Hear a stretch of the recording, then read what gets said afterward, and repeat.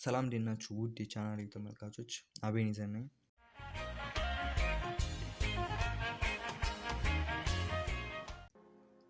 እንግዲህ ዛሬ በሌላ ቪዲዮ ተመልሻለሁ።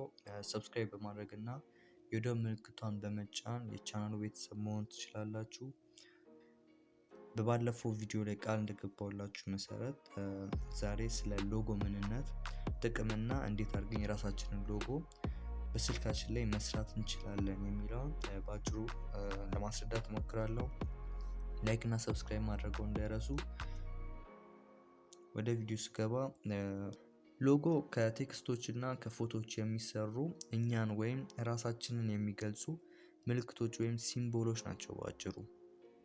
እናም እነዚህ ራሳችንን ወይም ካምፓኒያችንን ይገልጹልናል ብለን የምንሰራቸው ሲምቦሎች ምን ነገሮችን ማሟላት አለባቸው?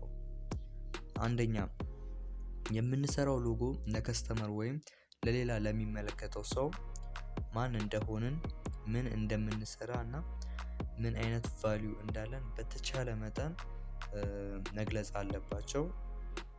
ሁለተኛ የምንሰራው ሎጎ ዩኒክ የሆነ ወይም ከሌሎች የተለየ ስም ወይም የቢዝነስ ኔም ሊኖረው ይገባል።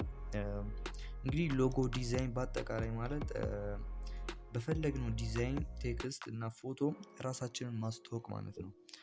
በተቻለ መጠን ከሌሎች ካምፓኒዎች ወይም ከሌሎች ሰዎች ሎጎ ጋር እንዳይመሳሰል ማድረግ አለብን።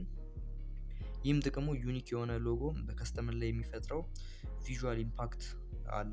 ለምሳሌ ባለሙያ ትላልቅ ከሆኑ ብራንዶች እንደ ቶዮታ፣ ናይኪ፣ አፕል እና የመሳሰሉት ካምፓኒዎች በከስተመሮቻቸው ላይ የሚፈጥሩት የራሱ የሆነ ቪዥዋል ኢምፓክት አለ። ስለዚህ ማንኛውም ሰው የራሱ የሆነ ሎጎ መስራት ይችላል። ለዚህም እንዴት አድርገን በቀላሉ ስልካችንን በመጠቀም ሎጎ መስራት እንችላለን የሚለውን አንድ ቪዲዮ ለቀቄላችኋለሁ። በሱ መሰረት የራሳችሁን ሎጎ መስራት ትችላላችሁ።